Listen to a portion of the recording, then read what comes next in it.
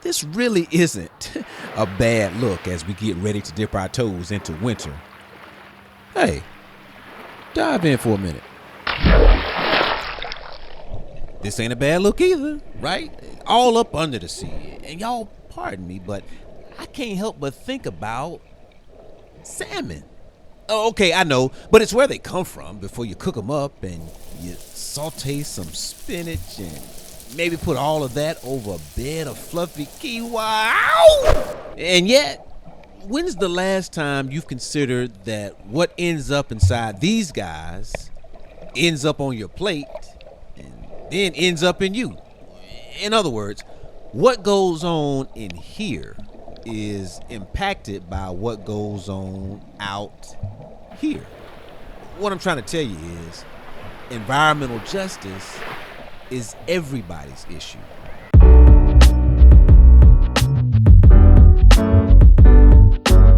In order for government to be of the people, by the people, and for the people, the politics has to get closer to the people. I'm John McCann, and this is the Closer to the People podcast, a production of North Carolina Black Alliance. And in November, the United Nations annual climate change conference took place in Brazil. Those gatherings are called the Conference of the Parties of the UN Framework Convention on Climate Change. That's a lot. It was the 30th meeting of the Conference of Parties, or COP, C-O-P. So if you've heard talk about COP 30, that's what it was. World leaders coming together to address climate issues like global warming or working toward achieving net zero emissions by 2050. You've heard the term. Net zero, that refers to the goal of the greenhouse gases going into the atmosphere getting balanced by the greenhouse gases going out of the atmosphere. One way to do that, for example, is limiting usage of fossil fuels, such as burning coal as an energy source. So, driving an electric-powered Tesla instead of a gas-powered Toyota. Now, that's just one solution. It's going to take a whole lot more to get to net zero. Jeff Robbins, Executive Director at Clean Air NC. Brother Robbins leads the organization responsible for the 10th convening of the NC Breathe Conference. Think of it like COP30 on a statewide level. Thought leaders at the forefront of matters pertaining to environmental justice, climate, and health in Charlotte, North Carolina, to figure out what in the world needs to be done to keep the world from getting overdone. It's too hot with climate change, too polluted to breathe, and otherwise, how do they say it? Live, work, and play.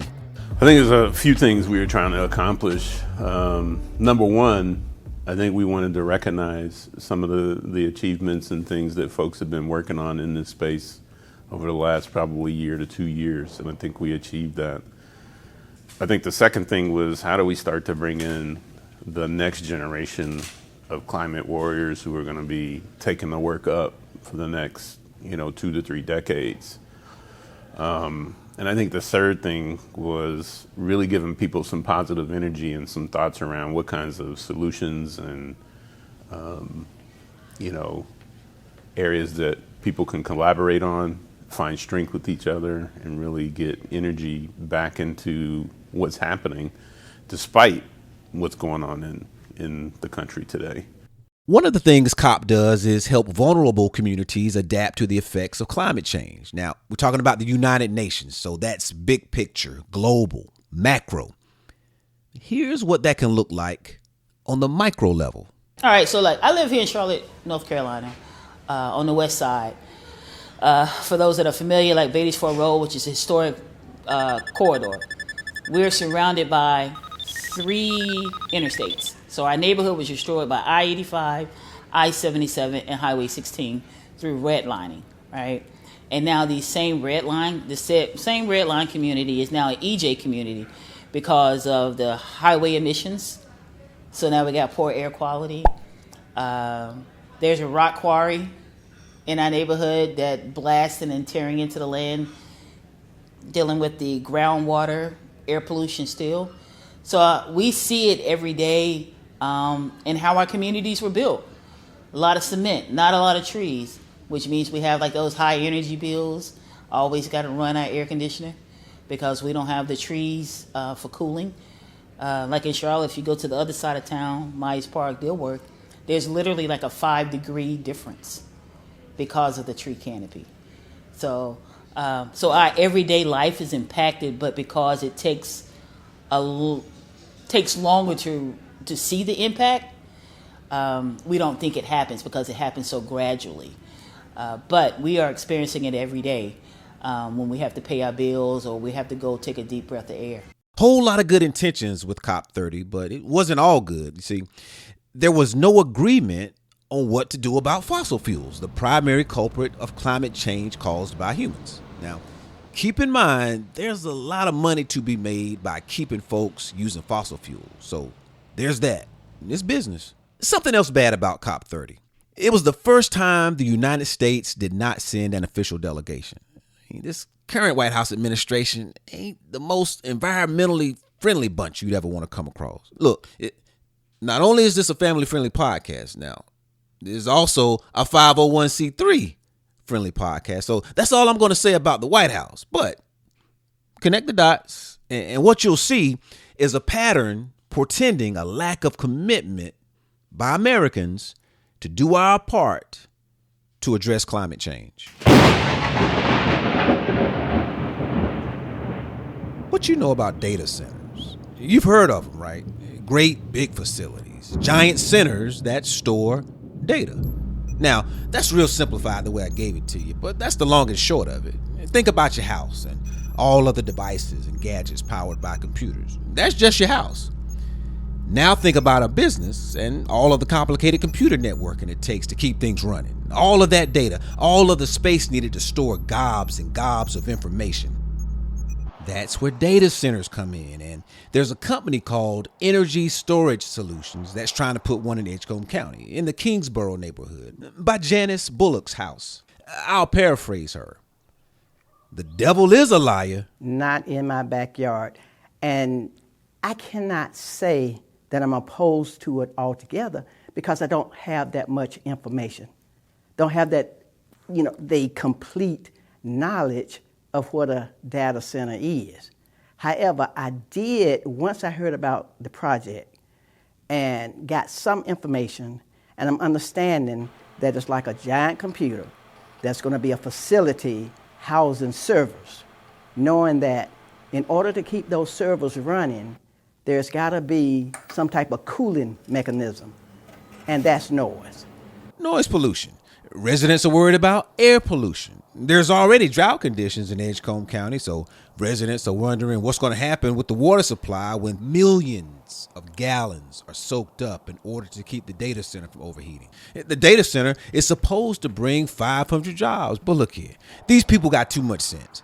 They want to know if most of those jobs are going to evaporate after the construction phase. They came to the county commissioners meeting to get answers. Facts pertaining to two of the items that the developer says are factual with that. One being his availability of natural gas, which comes from fracking all over the United States, which destroys the environment wherever it's done. Mm-hmm. That's where this natural gas would come from, but we are an exporting country right now of natural gas. So can they really guarantee the supply of natural gas they need to run this equipment for a long period of time? That should be in question. Listen to the people. Every one of y'all are commissioners. Y'all have term limits.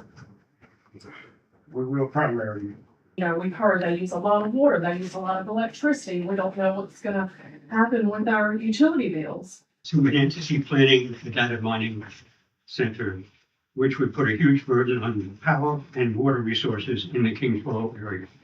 And the second purpose is to encourage the people who are here. To encourage you because we fought a data center in Pitt County and we won.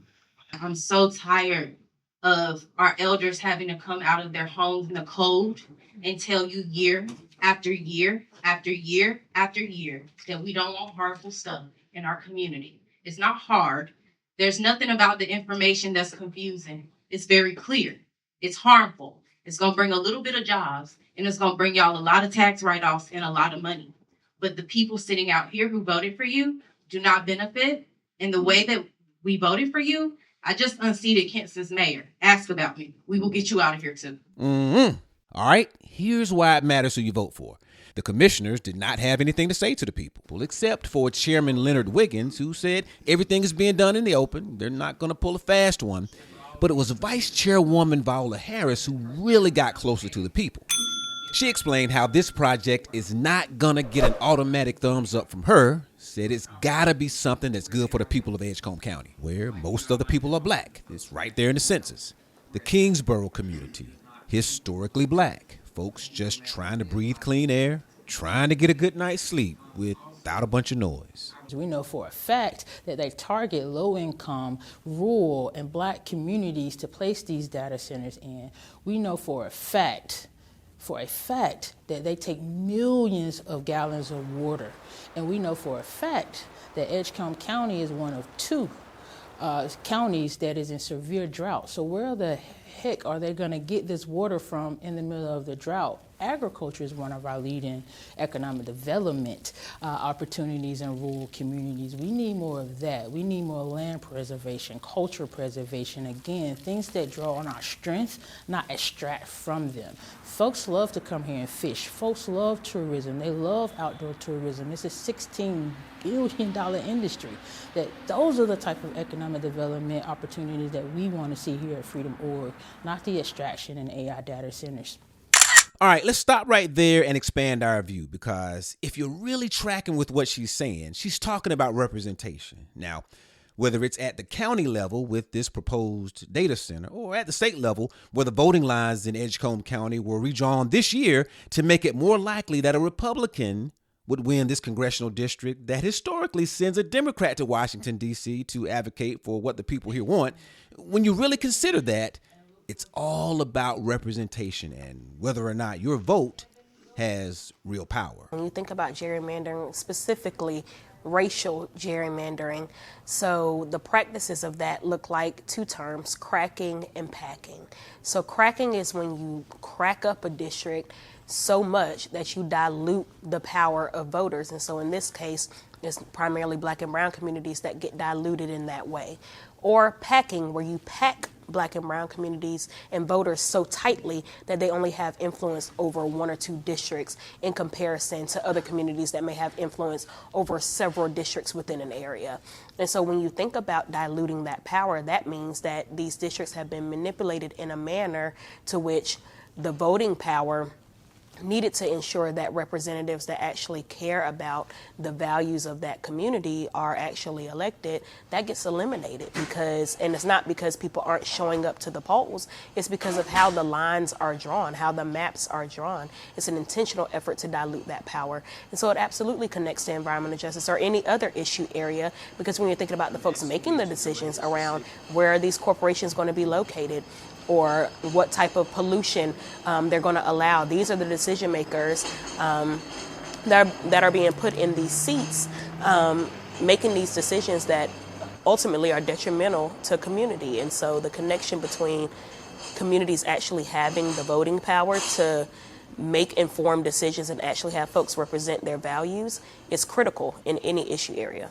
Okay, where were we? At the meeting that was held, my community meeting that was held at my church on the 25th of November, the assistant county manager attended that meeting.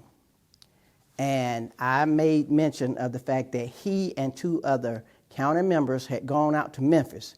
They used that site as an example as to the pros of a data center. He didn't mention any cons. It was just the pros of the data center. And so I even read over some headlines from different individuals, newspapers, the Wall Street Journal, the Memphis Journal.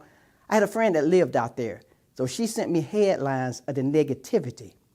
Well, when he got up to address, there were questions at the comment and question time in that meeting.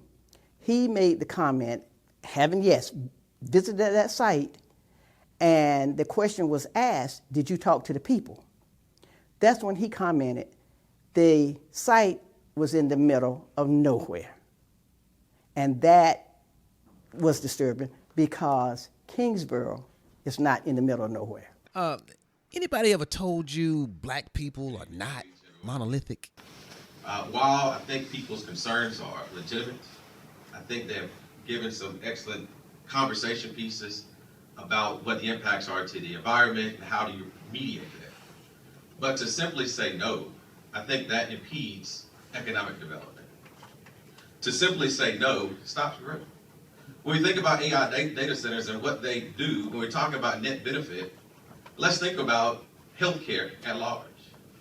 How hospitals and doctors all across this country are using technology through the purpose of data centers that impact all across this country. Every year I have an opportunity to go to Las Vegas and I go to the CES convention. That's the Consumer Electronics Show. And I see all these autonomous things happening. I see all of this advent of technology. Technology is going to happen.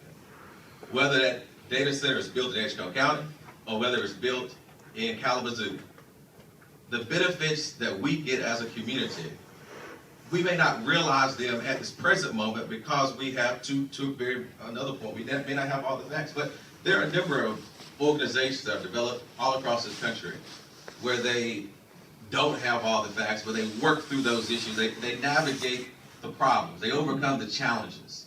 And so when I think about the civil rights movement, for a matter of fact, there were a number of challenges that went on there, but we was able to overcome some of those challenges. Let's listen to the conversation, let's explore the opportunity, and let's build something great in Edgecombe County. And I'll say, I'll go if I have to go by myself.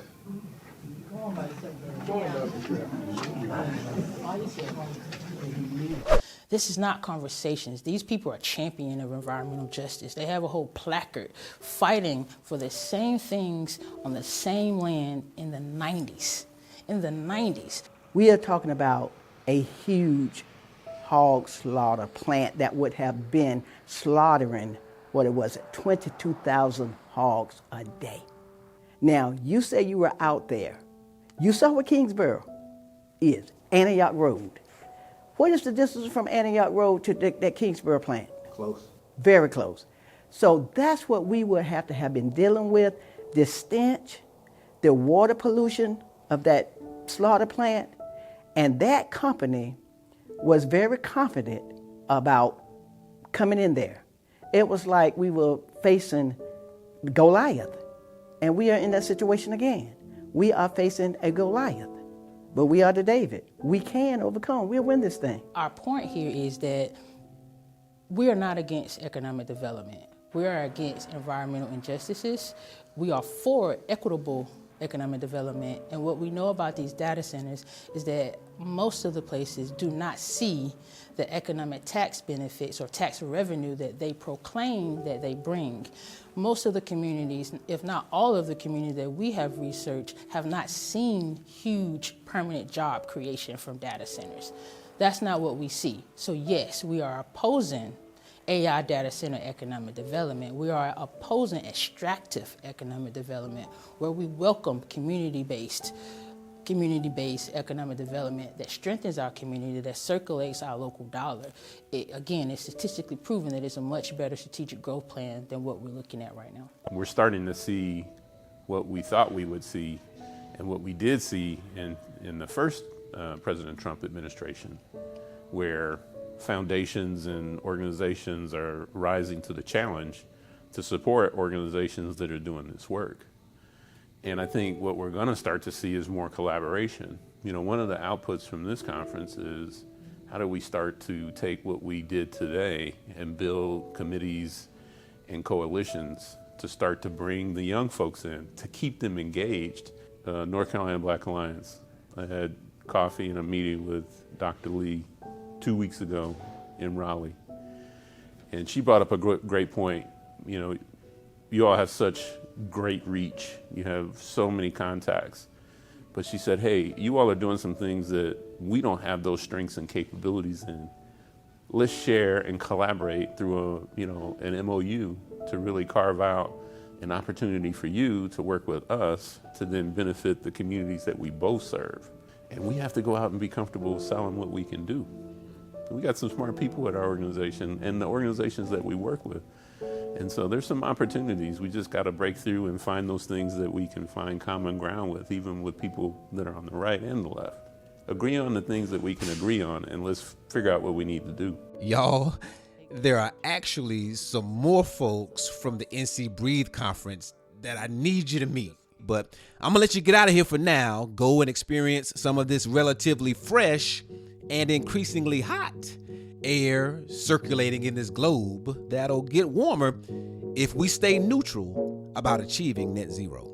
Meantime, keep in mind that a government of, by, and for the people has to get closer to the people.